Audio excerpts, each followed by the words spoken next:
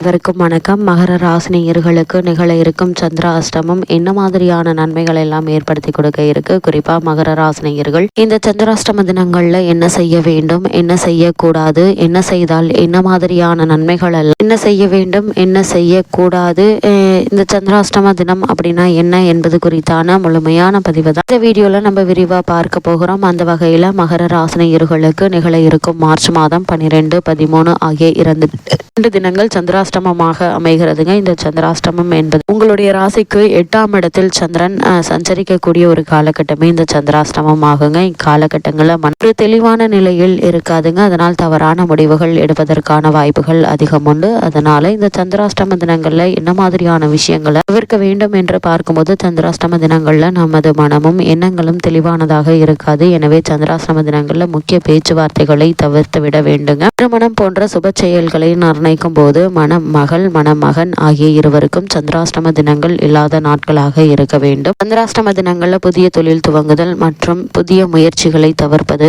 நல்லது. கிரக பிரவேசம், பால் காய்ச்சுதல், வளைகாப்பு போன்ற சுப செயல்களை சந்திராஷ்டம தினங்கள்ல தவிர்ப்பது உத்தமங்க. சந்திராஷ்டம தினங்கள்ல வாகனங்களில் வேகம் குறைந்து நிதானத்துடன் செல்ல வேண்டுங்க. பணிபுரியும் இடங்கள்ல பதற்றம், கோபம், ஒரு விதமான சோம்பல் உணர்வு, மறதி மற்றும் வாக்குவாதம் போன்றவை ஏற்படுங்க. அதனால் எச்சரிக்கையாக இருக்க வேண்டும் என்பதை கிரக நிலைகள், குறிப்பா சந்திரனுடைய நிலைகளுக்கு எடுத்துக்காட்டுது.